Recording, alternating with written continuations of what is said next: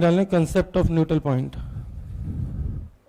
Concept of neutral point, ऐसा point जहां पे net electric field zero.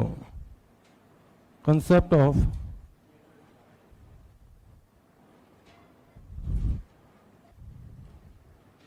Neutral point का मतलब ऐसी जगह जहां पे नेट इलेक्ट्रिक फील्ड जीरो।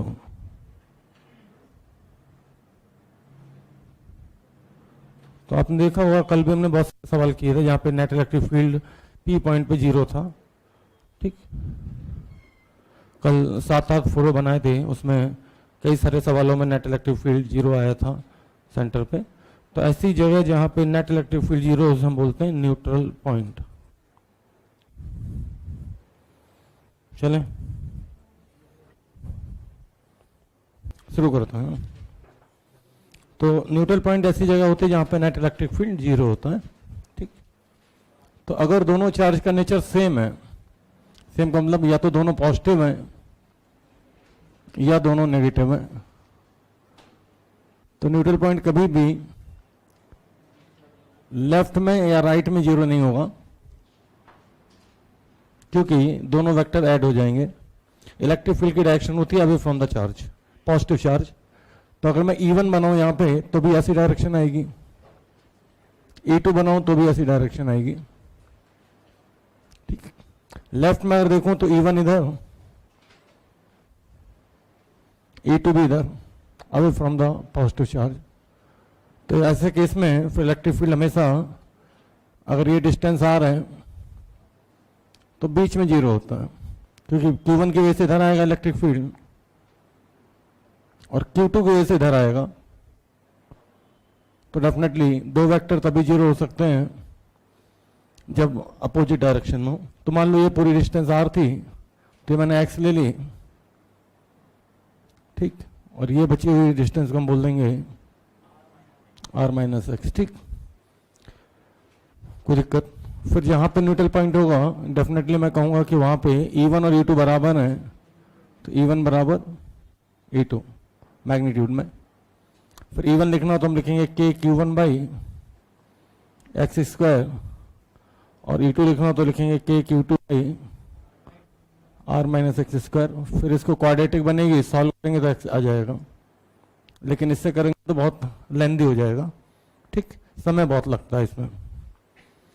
ठीक, पहले दोनों वे से इलेक्ट्रिक फील्ड लिखो, फिर क्वाड्रेटिक इक्वेशन बनेगी, फिर उसे सॉल्व करो। ठीक, मेडिकल वाले इसका रटा हुआ फार्मूला बता देते हैं एलन में।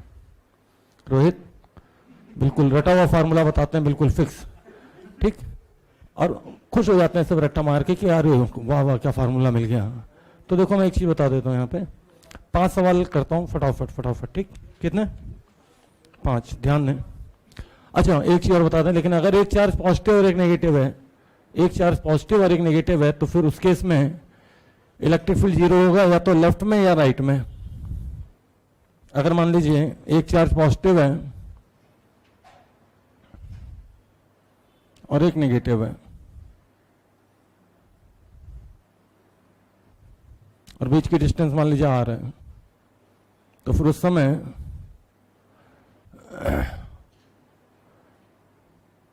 इलेक्ट्रिक फील्ड बीच में जीरो नहीं हो सकता, क्योंकि बीच में दोनों वेक्टर ऐड हो जाएंगे। आप देख सकते हैं यहाँ पे E1 लिखें तो away from the positive charge, और E2 माइनस Q2 है भैया, तो माइनस चार्ज की तरफ होता है इलेक्ट्रिक फील्ड। तो यहाँ पे E1 E2 दोनों ऐड हो रहे हैं। हाँ, यहाँ पे लेफ्ट में अगर मैं देखूं तो E1 इधर आएगा और E2 towards the negative charge. कल पढ़ाया था, याद करो, इलेक्ट्रिक फील्ड की डायरेक्शन पॉजिटिव चार्ज से दूर और नेगेटिव की तरफ होती है। इसी तरीके से E1 इधर आएगा और E2 इधर आएगा। तो अब इस केस में या तो इलेक्ट्रिक फील्ड लेफ्ट में जीरो होगा या राइट में होगा। ठीक, तो कहाँ जीरो होगा? तो KQ बाई R स्क्वायर। तो जिस चार्ज का मैग्नीट्यूड ज्यादा होगा उससे डिस्टेंस भी ज्यादा होगी, क्योंकि दोनों वजह से इलेक्ट्रिक फील्ड सेम आएगा। तो जिस चार्ज का मैग्नीट्यूड ज्यादा होगा, ठीक, उससे डिस्टेंस ज्यादा होगी, मतलब कि इलेक्ट्रिक फील्ड जीरो होगा छोटे चार्ज के पास में और बड़े चार्ज से दूर। कहने का मतलब अगर मैं ये मान लूं कि Q1 बड़ा है Q2 से, तो इलेक्ट्रिक फील्ड जीरो होने की चांसेस जो हैं वो राइट में है। ठीक, बड़े चार्ज से डिस्टेंस ज़्यादा होना चाहिए। और Q1 अगर मैग्नीट्यूड वाइज मैं बोलूँ कि Q2 से छोटा है तो फिर इलेक्ट्रिक फील्ड जीरो होगा लेफ्ट में। याद रखिएगा, बड़े चार्ज से दूर छोटे चार्ज के पास में, ठीक। तो अगर मैं मान लेता हूँ चलो भाई कि यहाँ पे पहली कंडीशन मान ली Q1 बड़ा है, तो किसी ने कहा यहाँ पे इलेक्ट्रिक फील्ड जीरो होगा, तो मैंने कहा यहाँ से x डिस्टेंस पे जीरो होगा, ठीक। तो अब क्या लिखेंगे, दोनों E1 बराबर E2। फिर उस केस में Q की वजह से हमने इलेक्ट्रिक फील्ड लिखा k Q1 by R plus x का होल स्क्वायर, और E2 की वजह से या Q2 की वजह से लिखेंगे k Q2 से मैग्नीट्यूड लिखना भी है ना, एक्स स्क्वायर, फिर यहाँ से क्वाड्रेटिक फिर से बनेगी और फिर x निकलेगा, ठीक। कोई दिक्कत, ध्यान दीजिएगा। ये जो पढ़ाया है इसका सवाल से कोई लेना देना नहीं है, सवाल सामने देखें। बैक टू बैक 5 सवाल है ना, 5-6 जितने का उतने। एक चार्ज है Q और एक है 4Q, बीच की डिस्टेंस है R। बीच की डिस्टेंस अब मैं R मान लो है ना, तो बताना है कि न्यूट्रल पॉइंट कहाँ मिलेगा, ठीक। एक है Q, बात है नहीं भैया, एक है 9Q, ठीक। बीच की डिस्टेंस मैंने सब में कितनी मान ली है, R। तो दोनों चार्ज अगर पॉजिटिव हैं या दोनों नेगेटिव हैं तो न्यूट्रल पॉइंट हमेशा मिलेगा बीच में, ठीक। तीसरा सवाल लिख लो, 4Q और 9Q।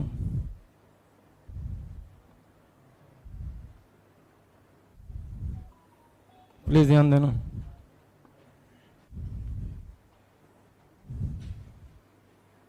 तो यहां पे भी बीच में मिलेगा। चौथे सवाल में कुछ अंडरस्टैंड डेटा ले लेते हैं। 5Q और 7Q, इसमें भी न्यूट्रल पॉइंट बीच में मिलेगा, क्योंकि इन सारे सवालों में मैंने जो चार्ज लिए हैं वो दोनों पॉजिटिव लिए हैं, ठीक। तो 1 2 3 4 कोई बात है नहीं,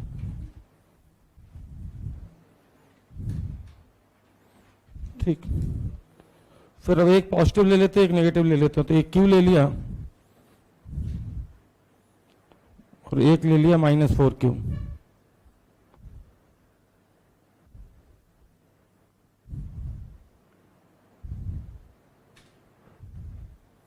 बीच की डिस्टेंस यहाँ पे भी R ले लेते हैं। तो याद रहे, न्यूट्रल पॉइंट हमेशा छोटे चार्ज के पास में है और बड़े चार्ज से दूर, क्योंकि k Q by R square के हिसाब से देखें तो जिस चार्ज के ऊपर मैग्नीट्यूड ज्यादा होगा नीचे डिस्टेंस भी ज्यादा होगी, ठीक। फिर एक और ले लेते हैं, 4Q प्लस में और -9Q।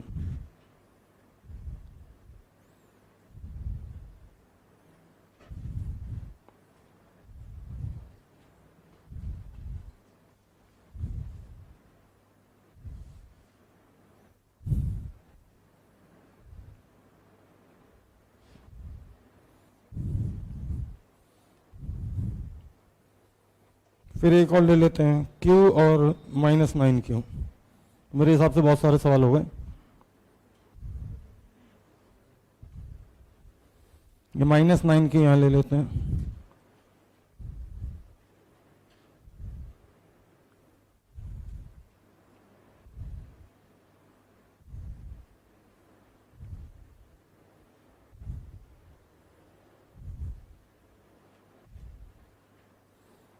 ठीक, तो 1 2 3 4 5 6 7, ठीक। हाँ, -4Q प्लस वाले ऊपर ले लिए ना, तो अब एक प्लस एक माइनस, ये देखो एक मिनट दिखा देता हूँ। ये माइनस है और ये अब दिख रहा होगा 4Q है और ये माइनस है, ठीक।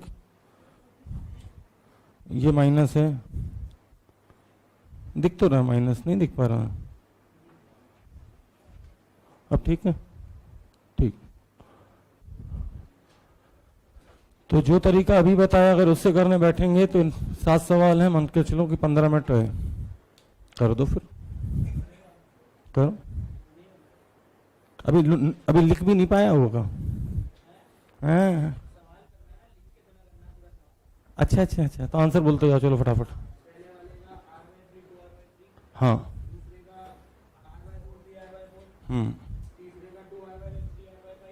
तीसरे का हाँ हाँ बिल्कुल सही है। और डिवाइड में डिवाइड हाँ ठीक है, ठीक। फिर तरीका तुम्हें पता है उसका, तुम ऐसे नहीं कर रहे हो, इसका मतलब ऐसे कर रहे हो। देखो इधर, अब ध्यान दो एक मिनट। यार इलेक्ट्रिक फील्ड का फार्मूला होता है के क्यू बाई आर स्क्वायर। इसका मतलब q directly proportional to r square, इसका मतलब distance directly proportional to root q. कोई दिक्कत? तो न्यूट्रल पॉइंट की डिस्टेंस आएगी चार्ज के रूट के रेशियो में, ठीक। और अब शायद बहुत आसानी से हो जाएगा मामला। सामने देखें, इसका रेशियो बताओ जल्दी से। 1:4, रूट मारो 1:2, तो डिस्टेंस का रेशियो भी 1:2। तो 1:2 में ध्यान देना कैसे डिवाइड करते हैं। 1:2 को डिवाइड करने का तरीका है कि 1r/1+2 है ना, मतलब वैसे तो तुम कर लोगे r/3, और 1:2 का मतलब 2r/1+2 मिला के सीधे 2r/3। कोई दिक्कत? सामने देखें भाई, 1:9 तो रूट लगाओगे तो 1:3, तो 1:3 कैसे करते हैं, 1r/4, 1+3 ऐड कर दिया करो है ना, और ये 3r/4। कोई दिक्कत? जल्दी बोलो। 2:3 पता चला, 2:3, तो 2:3 का मतलब है 2r/5, और ये 3r/5। कोई दिक्कत? भैया यहाँ पे 5:7 लिया है, तो इसका साफ मतलब है कि √5:√7। तो कैसे करोगे भैया, 5 हेलो √5 + √7, और ये हो जाएगा भैया कितना, √7r/√5 + √7, ठीक। अब ध्यान दो, कोई दिक्कत? काफी आसान है। सामने देखें एक बार, न्यूट्रल पॉइंट बड़े चार्ज से दूर और छोटे चार्ज के पास में होता है। प्लीज सामने देखना, आपके बार नई अप्रोच है बिल्कुल, मतलब कि यहाँ न्यूट्रल पॉइंट मिलेगा इस केस में, ये पक्की बात है, छोटे चार्ज के पास में और बड़े चार्ज से दूर। इस केस में भी न्यूट्रल पॉइंट, क्योंकि एक चार्ज पॉजिटिव एक नेगेटिव होता है, या तो लेफ्ट में मिलता है राइट में मिलता, तो छोटे चार्ज के पास में बड़े चार्ज से दूर, ठीक। यहाँ पे न्यूट्रल पॉइंट इधर मिलेगा, क्योंकि छोटा चार्ज ये है और बड़ा चार्ज इधर है, ठीक। सामने देखें प्लीज, चार्ज का रेशियो 1:4, मतलब का डिस्टेंस का रेशियो आएगा 2:1। तो x का मतलब 1 है और r + x का मतलब 2 है, तो इसका साफ मतलब है कि r = x या x = r। देख सकते हो आप, थोड़ी सी डिफरेंट अप्रोच है लेकिन समझ में आ जाएगी। भाई तुम ही कह रहे हो ना, यहां से डिस्टेंस 2:1 के रेशियो में, मतलब कि r + x 2 है और x 1 है, ठीक। और अगर x 1 है तो r भी 1 है, तो इसका मतलब x = r। खत्म कहानी। कोई दिक्कत?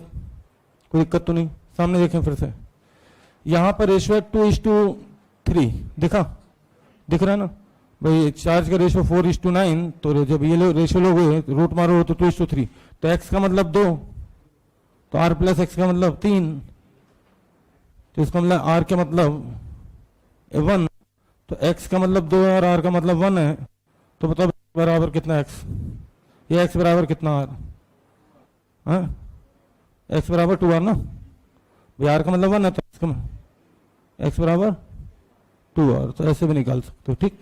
कोई दिक्कत? कोई दिक्कत तो नहीं, ठीक।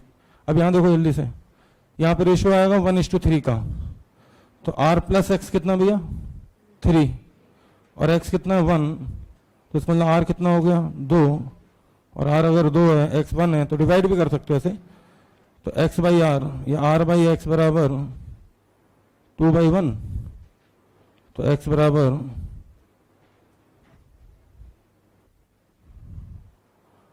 तो काफी तेज हो जाएगा ऐसे करके, ठीक। ध्यान दे भाई, कर रहा है। तो एक चार्ज क्यू यहां पे रखा और 4 क्यू यहां रखा,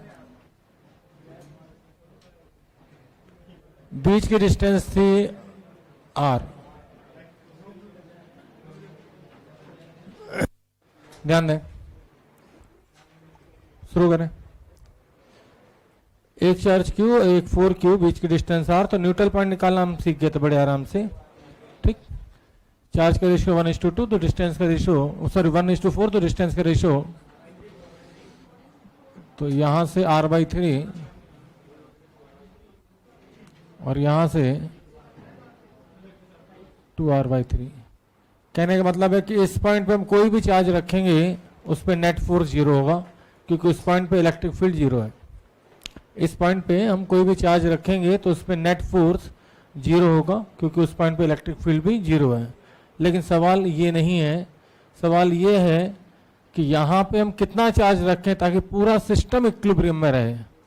पूरा सिस्टम इक्विलिब्रियम का मतलब है कि इस पे भी नेट फोर्स 0, इस पे भी नेट फोर्स 0, और इस पे तो है ही से इन दोनों की वजह से नेट फोर्स 0। तो सवाल लिखे find the value of Q0, find the value of Q0 for which whole system is in equilibrium।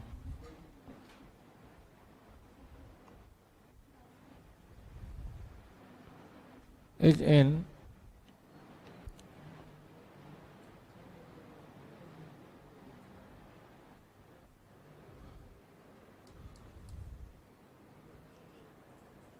ये बात सच है कि कैपिटल Q और 4Q की वजह से इस पॉइंट पे जहाँ पे Q0 है यहाँ पे नेट फोर्स 0 होगा, क्योंकि नेट इलेक्ट्रिक फील्ड 0 है।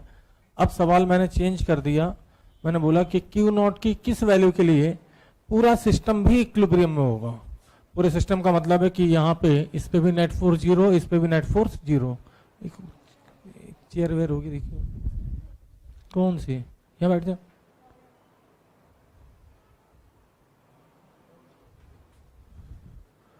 स्टूल दे, माथा खाएगी नहीं तो।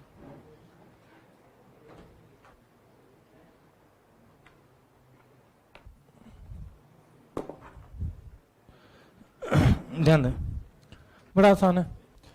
किसी भी एक चार्ज पे फोर्स निकाल के 0 कर दीजिए। तो इस पे निकाल लो या फिर इन दोनों की वजह से इस पे निकाल लो, किसी भी एक पे, है ना। तो मैं ऐसा करता हूँ कि इस पे तो 0 है, ये हमें पता है। इस पे इसकी वजह से और इसकी वजह से निकाल के 0 करता हूँ, ठीक ठीक। अपनी वजह से खुद पे फोर्स लगता नहीं है। तो इसकी वजह से इस पे अगर मैं फोर्स लिखूं तो मैं लिखूंगा K 4Q Q0 अपॉन यहां से यहां तक की डिस्टेंस थी 2r/3 का होल स्क्वायर, प्लस इसकी वजह से इस पे फोर्स लिखता हूं तो लिखूंगा K 4Q into Q divided by r²।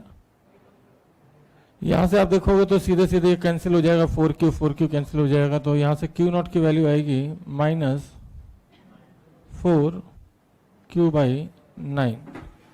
Minus sign ये बता रहा है कि डेफिनेटली अगर तीनों चार्ज पॉजिटिव हो तो कभी इक्विलिब्रियम हो ही नहीं सकता। तो अगर इस पे नेट फोर्स 0 करना तो इसकी वजह से जितना इधर रिपल्सन आया ना, उतने इसकी वजह से अट्रैक्शन आना चाहिए। अट्रैक्शन आना है तो डेफिनेटली एक चार्ज दोनों में से एक नेगेटिव होना ही चाहिए। कोई दिक्कत? ठीक, नोट कर लो।